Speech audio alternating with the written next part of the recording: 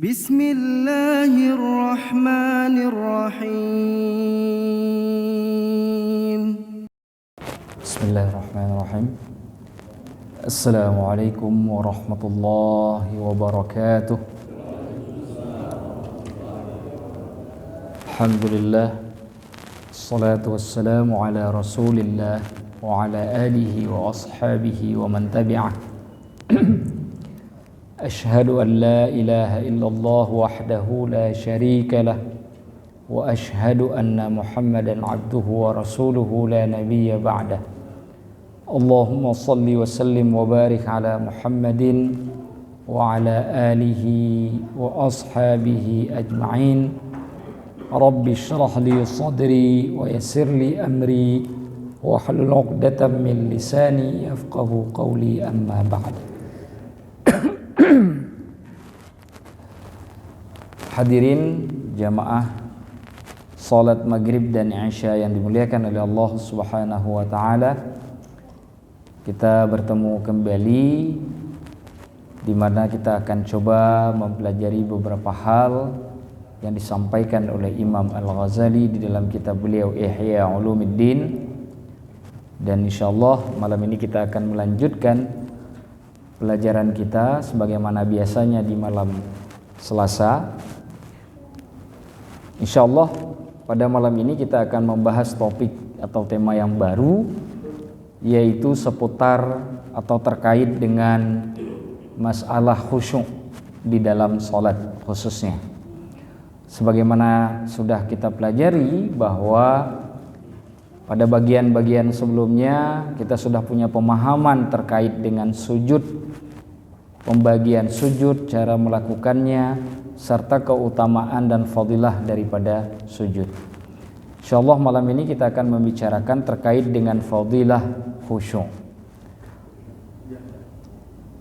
Qala al-Imam Al-Ghazali rahimahullah wa nafa'ana Allahu bi'ulumihi fid dharain amin. Fadilatul khusyuk, fadilah khusyuk. Qala Allah Ta'ala, Allah Subhanahu wa Ta'ala berfirman, wa aqimis salata li dzikri, dan dirikanlah salat untuk mengingatku. Wa qala ta'ala, Allah Subhanahu wa Ta'ala juga berfirman, wala takum minal ghafilin, dan janganlah kamu menjadi orang-orang yang lalai. Terkait dengan pembahasan khusyuk di dalam bahasa Arab, khusyuk itu berarti sukun watmi'nan. Khusyuk itu artinya tenang. Tenang. Ketenangan itu tidak hanya terlihat atau tercermin dari tingkah laku.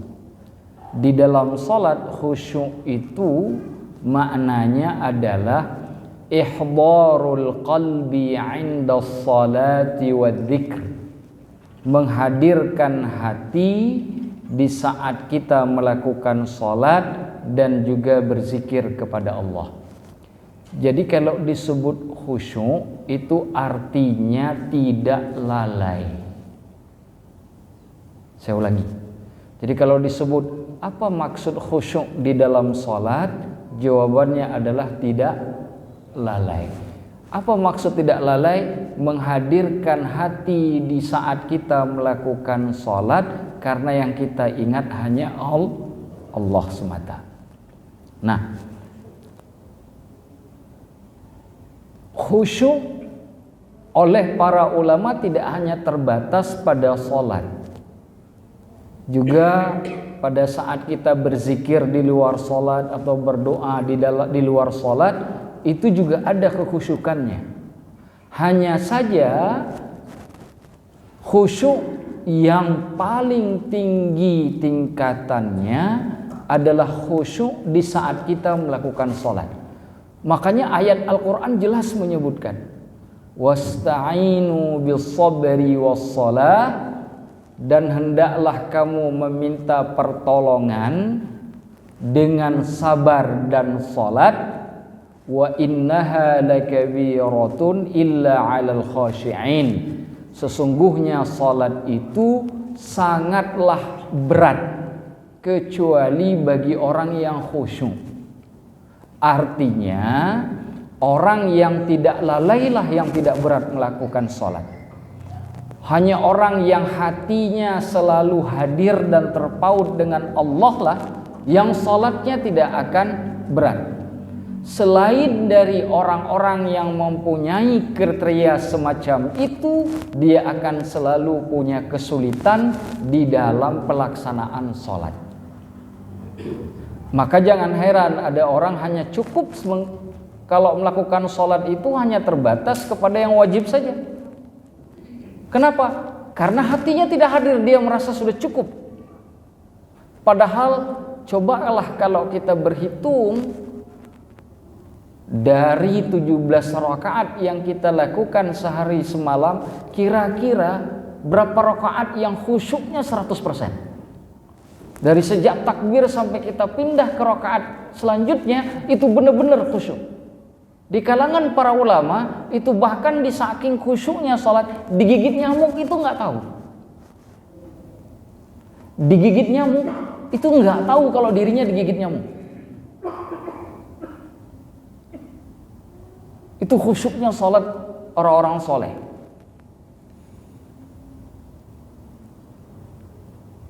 Artinya mereka sangat terikat dengan yang memerintahkan sholat, sehingga hatinya tidak digunakan untuk hal-hal yang lain.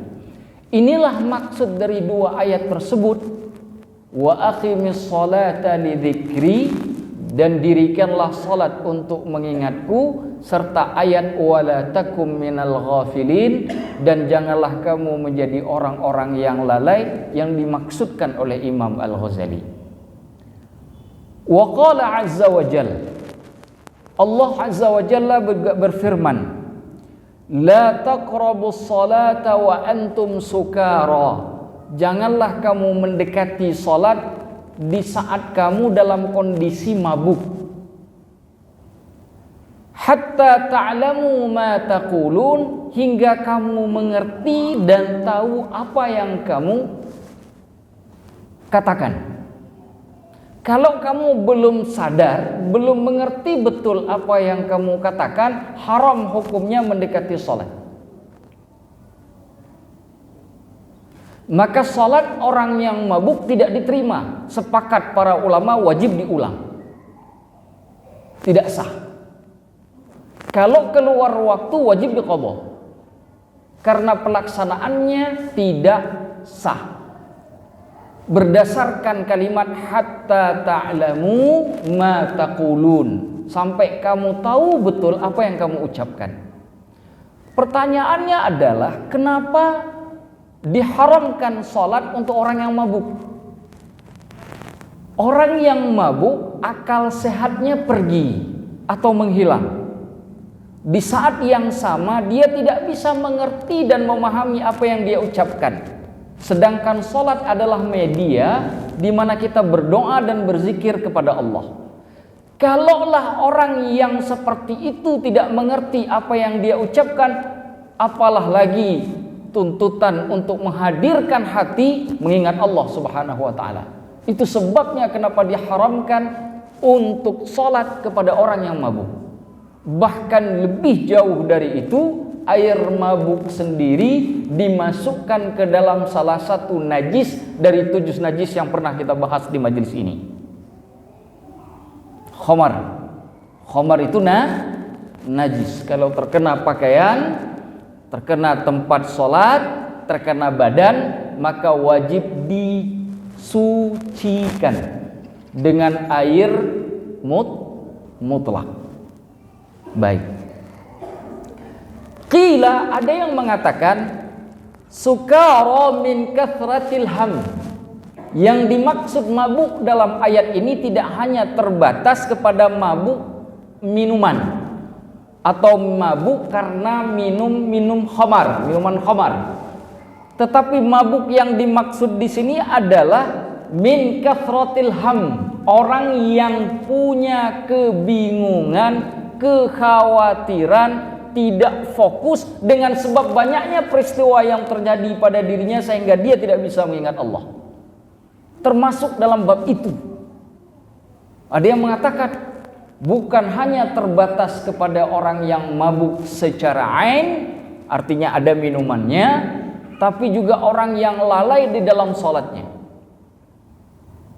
Dia tidak mengerti apa yang dia baca, dia tidak tahu apa yang dia ucapkan. Kenapa? Karena fokusnya terlalu banyak kepada hal yang lain.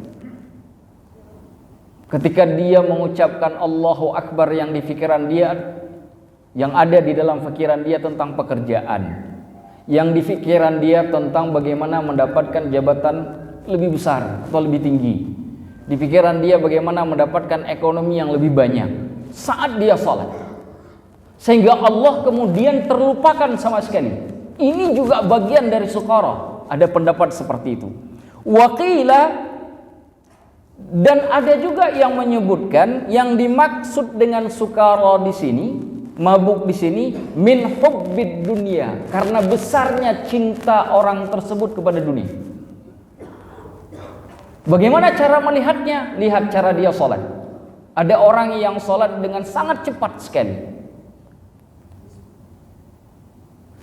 Bahkan terkadang tidak ada rukun tumakninah di dalam sholatnya. Padahal kita tahu tumakninah itu kalau tidak tercapai menyebabkan sholat tidak sah. Belum sempurna rukuknya dia sudah i'tidal, belum sempurna i'tidalnya dia sudah sujud, belum sempurna sujudnya dia sudah duduk antara dua sujud. Apabila tumakninah tidak tercapai, maka sholatnya tidak sah. Sehingga kemudian para ulama membagi dua hal. Setiap ibadah itu ada yang membatalkan ibadah itu sendiri, juga ada yang menyebabkan batalnya pahala ibadah. Ibadahnya secara konsekuensi hukum sudah sah, tapi pahalanya tidak dia dapatkan. Kalau tadi kita mengerjakan sholat maghrib sudah cukup rukun dan syaratnya, maka sholat kita sudah sah. Tapi apakah sholat yang 3 rakaat yang sudah benar rukun syaratnya tadi sudah memiliki pahala, atau dalam bahasa yang lebih sederhana diterima oleh Allah, itu cerita lain. Cerita lain. Sehingga ada di antara para cerita-cerita orang-orang soleh, itu mereka sering sekali setelah sholat nangis, Pak. Kenapa mereka sholatnya nangis? Padahal sholatnya terkadang terlihat sangat khusyuk. Karena dia takut sekhusyuk apapun sholat yang dia lakukan, dia takut Allah tidak terima. Dalam bahasa sederhana, kalau sholat tidak diterima, ibadah apa lagi yang mau dibanggakan? Sedangkan sholat adalah tiangnya. Sebuah bangunan jika tiang runtuh, di mana lagi yang namanya dinding, atap dan seterusnya? Apalah gunanya tiang? Apanya gunanya dinding? Apalah gunanya atap kalau tiangnya tidak kuat? Itu sebabnya mereka menangis. Kalau sholat saja tidak bisa dibanggakan, apalagi ibadah yang lain. Apalagi ibadah yang lain. Kalau sholat saja dia tidak bisa menjadikannya sebagai media terbaik untuk bertemu dengan Allah.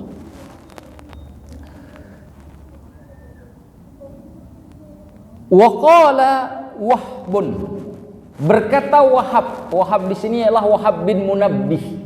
Wahab bin Munabbih ini ulama dari kalangan tabi'in. Beliau asalnya orang Yahudi. Wahab ini, beliau orang Yahudi Yaman. Masuk Islam di masa Rasulullah Sallallahu Alaihi Wasallam masih ada, tetapi tidak pernah bertemu dengan Rasulullah. Beliau menuju kota Madinah di pemerintahannya Abu Bakar As-Siddiq, sehingga tidak pernah bertemu dengan Nabi, sehingga digolongkan ke golongan tabi'in. Kata Wahab bin Munabbih, al-muradu bihi, yang dimaksudkan dengan mabuk di dalam ayat tadi, zahiruhu, yaitu makna yang dipahami secara zahir, artinya orang mabuk karena minum minuman khamar. Fafihi tambih. Namun demikian di dalam ayat itu ada sebuah peringatan. Ala sakrid dunya id bayyana fihi al-illah, yang menjelaskan terkait dengan orang yang mabuk dunia yang menjadi sebab kerusakan kekhusyukan di dalam salat.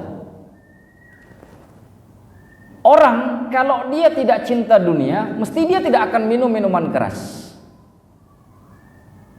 Karena antara dia dengan Allah terputus saat dia mengkonsumsi minuman tersebut. Dia tidak paham apa yang dia ucapkan, dia tidak bisa menghadirkan hati. Dia juga tidak bisa berdoa dan berzikir kepada Allah. Kalau bukan karena cinta dunia, mustahil dia melakukan hal tersebut. Pasti. Jadi pemabuk, dia pasti menenggak minuman itu karena besar sekali cintanya pada dunia. Karena dia rela momen hubungan dia dengan Allah terputus hanya karena sesuatu yang kemudian menghilangkan akalnya. Itu kata Wahab bin Munabbih. Wa kam min musallin, kata beliau, berapa banyak orang yang melakukan salat lam yashrab khamran, dia tidak pernah menenggak minuman keras, wa huwa la ya'lam ma yaqulu fi salatih, tapi dia tidak tahu apa yang dia ucapkan di dalam salatnya. Berapa banyak? Berapa banyak orang yang tidak mengkonsumsi minuman keras, tapi ketika salat dia tidak tahu apa yang dia baca. Ketika dia mengatakan Rabbana lakal hamdu mil'as samawati wa mil'al ardi wa mil'a ma syi'ta min syai'in ba', dia tidak paham apa yang dia ucapkan. Dia tidak mengerti apa yang dia baca di dalam salatnya. Bayangkan. Maka kata para ulama, memahami bacaan di dalam salat itu menjadi kewajiban, keharusan. Bukan hanya sebagai harapan dan dorongan, tapi kewajiban dan keharusan.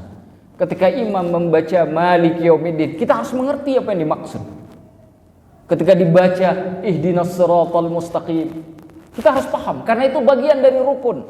Oke lah kalau imam membaca suatu surah, katakanlah mungkin di juz 26, di juz 18 yang kita tidak hafal dan kita tidak paham, mungkin kita tidak jadi masalah. Kenapa? Karena hukum membaca surah itu hukumnya sunnah. Artinya kalau nggak dibaca juga tidak apa-apa. Jadi kalau tidak dipahami tidak jadi masalah. Tapi kan bacaan Al-Fatihah, bacaan doa di dalam setiap rukun, itu kan bagian dari rukun itu sendiri. Subhana rabbiyal a'la, itu kan rukun, bagian dari rukun. Sujud. Betul. Rabbighfirli warhamni wajburni warfa'ni warzuqni wahdini wa ajirni, kalau menggunakan sirahnya Imam Al-Ghazali, wa'fu anni. Itu apa artinya semuanya? Apa pemahaman itu? Pahamkah kita yang kita bacakan itu? Warzuqni apa artinya? Wajburni apa artinya? Warfa'ni apa maksudnya? Kalau kita tidak mengerti, bagaimana kemudian menghadirkan hati? Kita apa yang kita ucapkan saja kita tidak paham. Inilah yang dimaksud oleh Imam Wahab bin Munabbih. Berapa banyak orang yang salat, dia tidak pernah minum minuman keras, tapi dia tidak mengerti apa yang dia ucapkan di dalam salatnya. Itu jadi masalah. Nah sekarang pertanyaannya adalah, masih bermasalahkah salat saya? Jika jawabannya adalah masih, maka harus ada sesuatu yang kita lakukan untuk membenarkan hal tersebut. Karena sia-sia saja kita melakukan sholat kalau tidak paham. Kalau jawabannya sudah, jawabannya tentu saja kita ucapkan Alhamdulillah. Jadi ini PR, pekerjaan rumah yang besar bagi setiap muslim. Ingat, sholat itu fardu ain, bukan fardu kifayah. Tidak bisa diwakilkan ke orang lain. Setiap orang itu bertanggung jawab terhadap dirinya masing-masing. Seorang ayah tidak bisa mengalihkan kewajiban sholat kepada anaknya. Seorang anak juga tidak bisa mengalihkan kewajiban sholatnya kepada ayahnya. Seorang suami tidak bisa mengalihkan kewajiban sholat kepada istrinya. Begitu juga dengan istri, tidak bisa mengalihkan kewajiban tersebut kepada suaminya. Setiap orang harus melakukannya sendiri-sendiri. Wajib Ain namanya. Nah, jadi ini PR kita bersama. Semoga kita berharap semua kita sudah mengerti insya Allah.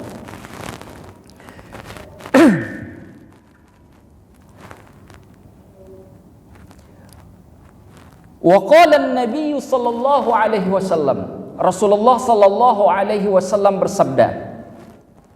Hadis ini diriwayatkan oleh beberapa perawi dengan berbagai redaksi. Bahkan juga diriwayatkan oleh Imam Bukhari dan Muslim dengan redaksi yang sedikit berbeda dari yang saya baca, hadisnya sahih. Kata Rasulullah, "Man shalla raka'ataini," barang siapa salat 2 rakaat. Kalau disebut salat 2 rakaat biasanya merujuk kepada salat sunnah. Jadi ceritanya lebih minimal. Kenapa? Karena yang disebut sunnah. Artinya kalau sunnah saja seperti itu, apalagi wajib. Sama seperti orang mengatakan begini, Ustaz, salat sunnah fajar itu kan lebih baik dari dunia dan seluruh isinya. Lantas apa fadilahnya salat subuh? Begitu kan? Kita jawab, kalau salat sunnah saja lebih baik dari dunia dan seluruh isinya, maka jangan pertanyakan lagi salat subuhnya. Kenapa? Karena salat fajar, sunnah fajar itu hukumnya cuma sunnah. Mesti kewajiban sesuatu yang diperintahkan dalam koridor sunnah tidak mungkin melebihi fadilah yang diwajibkan. Tentu dalam hal ini salat subuh fadilahnya lebih besar daripada salat sunnah subuh atau sunnah fajar. Disebutkan di sini, barang siapa yang salat 2 rakaat lam yuhaddits nafsahu fihima bi syai'in minad dunya. Pada saat dia melakukan salat itu, dia tidak pernah berbicara dengan dirinya sendiri terkait dengan hal dunia, apapun itu. Gak pernah berbicara. Dagangan dia tidak bicarakan, pekerjaan dia tidak bicarakan kepada dirinya di dalam salat. Masalah kekurangan uang, kelebihan uang, dia tidak bicarakan di dalam salat. Dia tidak bicarakan. Hal yang dia bicarakan hanya dirinya dan Allah, tidak ada yang lain. Barang siapa yang salat 2 rakaat tidak berbicara terkait hal-hal yang bersifat duniawi, ghufira lahu ma taqaddama min dzambih, maka Allah akan mengampuni semua dosa yang telah lalu. Jika ada dosa yang dia miliki sebelumnya, maka Allah akan ampuni. Selama dosa tersebut tidak menyangkut hak makhluknya Allah. Mana contohnya? Ngambil harta orang tanpa izin, tentu tidak mungkin diampuni sebelum mengembalikan atau meminta maaf, terlepas apakah dimaafkan ataupun tidak. Begitu. Selama belum ada yang besar-besar seperti itu, insya Allah semuanya hapus. Yang penting dia tidak mengucapkan hal-hal yang bersifat duniawi atau berbicara dengan dirinya menyangkut hal-hal dunia di dalam sholatnya. Lalu timbul pertanyaan, Ustadz, kalau saya minta rumah di dalam sholat, itu kan kesannya duniawi, apakah boleh? Jawabannya boleh. Meminta hal duniawi kepada Allah itu tidak dianggap urusan duniawi, tetap dianggap urusan ukhrawi. Bahkan di kalangan para sahabat itu sampai minta garam di dalam salat. Minta garam. Jadi di rumah itu habis kehabisan garam. Jadi di dalam salat minta garam. Selama minta itu kepada Allah dan memang benar-benar dibutuhkan. Jangan samakan dengan permintaannya. Ada orang misalkan sudah punya 3 mobil, 1 malah sering parkir di teras rumah, lalu minta yang keempat. Nah, mungkin tidak sama dengan yang tadi, minta garam tapi memang benar-benar butuh garam. Nah, ukuran itu tuh yang harus kita pahami di dalam salat. Jadi boleh minta hal yang bersifat duniawi tapi kepada Allah sebagai bentuk komunikasi dengan Allah, boleh. Jadi yang dimaksud duniawi di sini yang tidak ada sangkut pautnya dengan Allah. Seperti misalkan kita berbicara dalam salat nih, nanti kalau ketemu bos nih kira-kira apa yang harus saya sampaikan. Itu kan gak ada urusan dengan Allah itu. Tapi terbayang dan terucap di dalam hati kita ketika kita melakukan sholat. Itu punya indikasi sholatnya bermasalah. Kira-kira bisa dipahami ukurannya, Pak? Baik, alhamdulillah.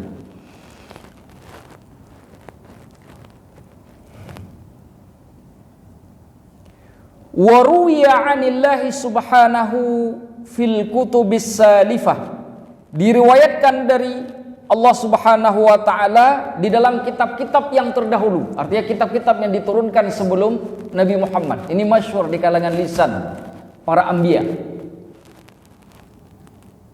Laisa kullu musallin ataqabbalu salatahu. Tidaklah setiap salat seseorang itu aku terima. Kata Allah.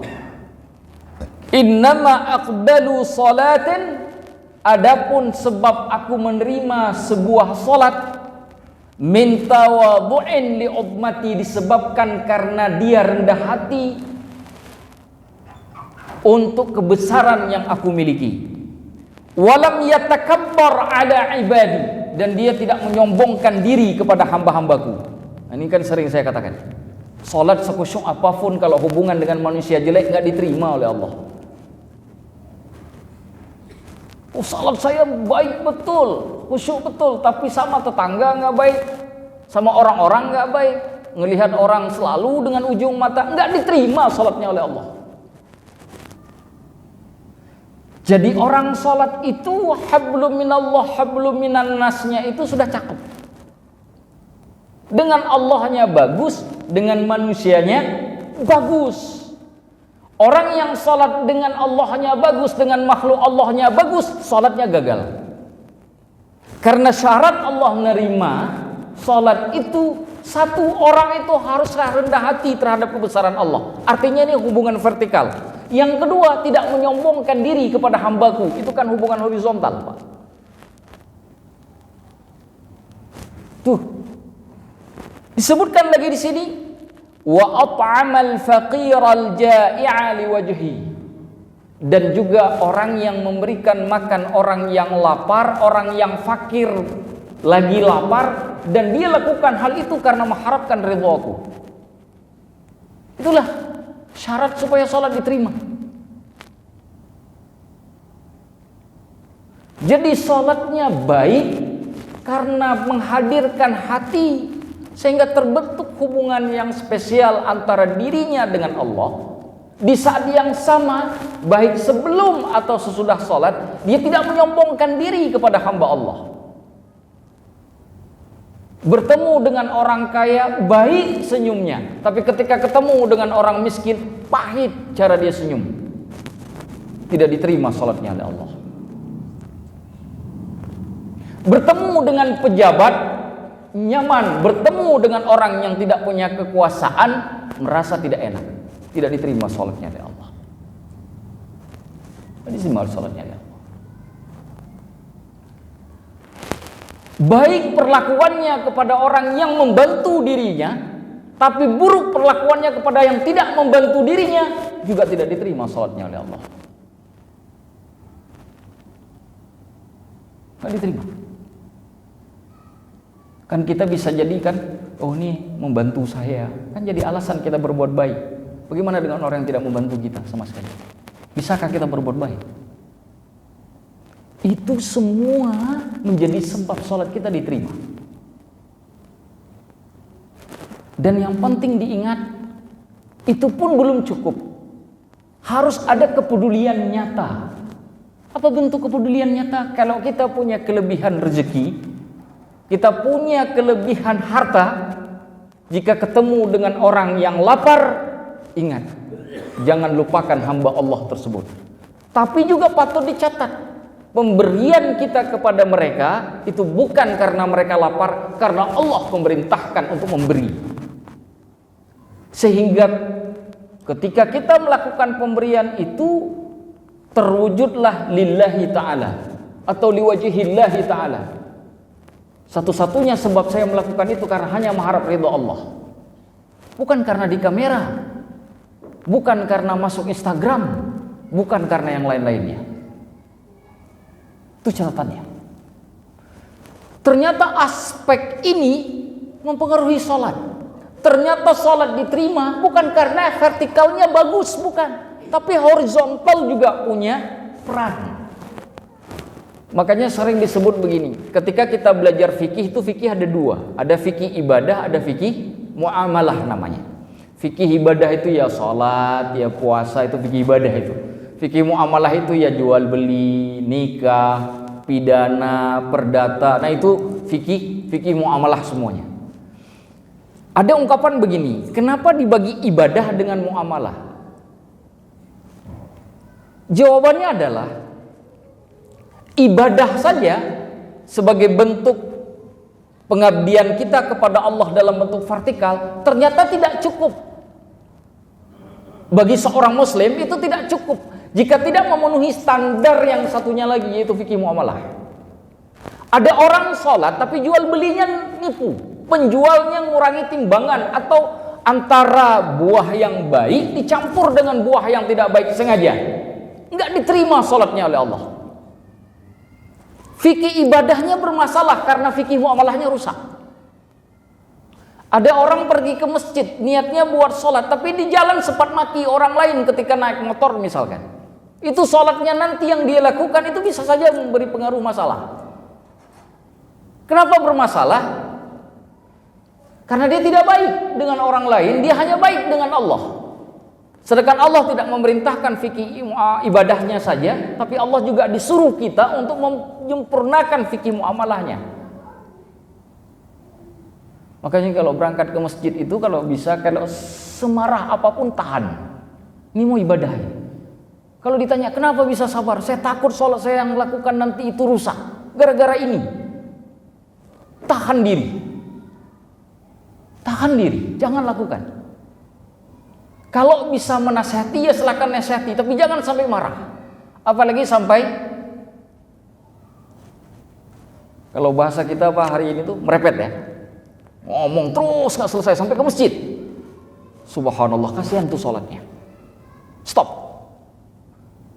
Kenapa? Ternyata fikih muamalah bisa pengaruh ke fikih ibadah. Coba tuh ayatnya kan jelas dalam Al-Quran, qaulun ma'rufun khairum min shadaqatin yatba'uha adza. Perkataan yang baik itu lebih baik daripada sedekah yang diberikan, tapi ketika memberikan sedekah itu menyakiti orang yang menerimanya. Coba bayangkan, sedekah kan istimewa sekali Pak. Ternyata itu tidak lebih baik hanya sekedar bicara yang baik-baik. Nggak lebih baik. Nggak lebih baik. Ternyata hubungan dengan makhluk Allah itu dijamin oleh Allah sendiri dan menjadi pengaruh untuk supaya fikih ibadahnya kemudian diterima oleh Allah. Makanya kalau kita lihat, kenapa ada orang sholatnya rajin tapi kok hubungan sosialnya rusak?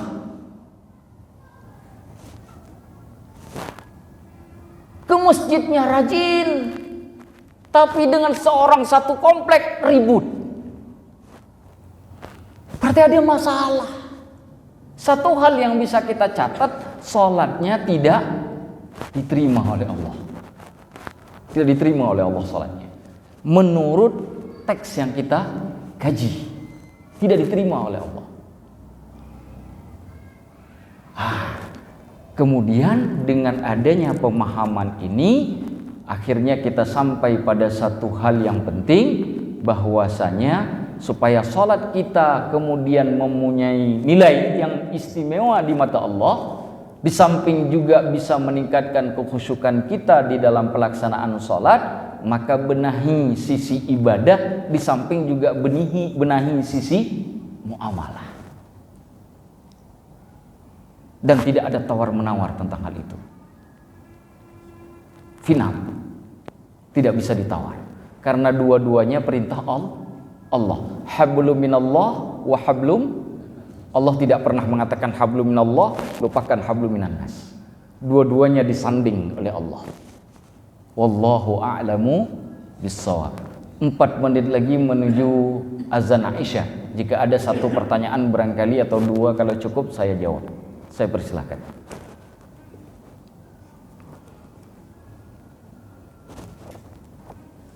Ada? Silakan Pak. Waalaikumsalam warahmatullahi wabarakatuh. Bagaimana Pak? Jadi yang minimal kita pahami, umpamanya yang rukun Fatihah, segala macam.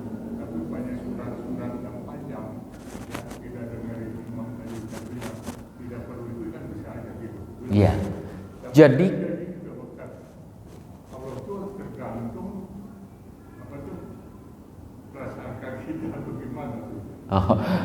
Jadi tentu yang rukun tidak boleh ditinggalkan. Kita sepakat dalam itu. Bukan hanya kita, itu sudah menjadi kesepakatan ulama. Rukun sesuatu yang tidak bisa ditawar. Tapi hal yang bersifat sunnah dikerjakan dapat pahala, ditinggalkan tidak berdosa. Contoh misalkan di dalam sholat, kita tidak mau baca doa iftitah, boleh tidak sholatnya? Sah tidak sholatnya? Sah. Kita tidak mau baca a'udzubillahi minasyaitonirrajim sebelum baca Al-Fatihah, boleh tidak Pak? Boleh. Kenapa? Membaca a'udzubillah itu hukumnya sunnah. Karena boleh ditinggalkan, jika kita pun tidak paham, itu tidak memudaratkan sholat. Karena itu tidak mengikat. Tetapi berbeda halnya dengan rukun. Rukun sesuatu yang tidak bisa ditawar dan ditinggalkan. Jika saya sholat, di setiap rukun itu kan ada 2 sujud Pak. Saya malas 2 sujud. Sudah dari kecil saya sholat 2 kali terus sujudnya. Sekarang saya mau jadikan sujudnya 1 kali saja. Boleh nggak Pak? Nggak boleh. Karena tidak bisa ditawar. Nah pertanyaannya sederhana. Untuk apa pelaksanaan rukun itu jika tidak dipahami? Apa manfaatnya Pak? Sama seperti orang bertanya, Ustadz, saya sholat tapi nggak baca apapun, gerakan-gerakan saja. Sujud dia, tapi nggak baca apa-apa. Duduk antara 2 sujud, tapi nggak baca apa-apa. Kita tanya, terus ngapain sholat? Sama apa? Sama. Makmum kan tidak mendengar bacaan imam ketika imam membaca Al-Fatihah. Maka setiap bacaan imam itu kita hayati dan kita pahami. Imam membaca Alhamdulillahi Rabbil Alamin. Kita yang dengar ini langsung paham Pak. Makanya kalimatnya sederhana di dalam Al-Quran. Wa idza quri'al Qur'anu fastami'u lahu wa ansitu la'allakum turhamun. Disuruh dengar, suruh diam.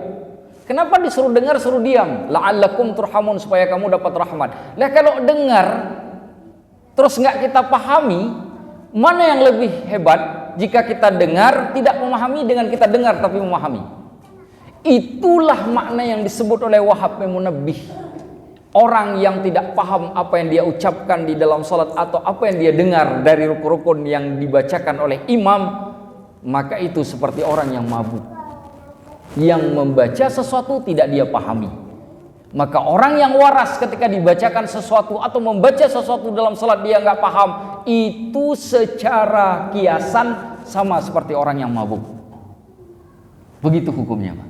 Nah jadi intinya yang rukun pahami semuanya. Mulai dari niat sampai dengan salam. Pahami semuanya. Wallahu a'lamu bissawab. Saya akhiri karena sudah masuknya waktu salat Isya. Semoga bisa dipahami. Hadanallahu yakum ajma'in. Qulu qawli hadza wa astaghfirullahal azim. Wassalamualaikum warahmatullahi wabarakatuh.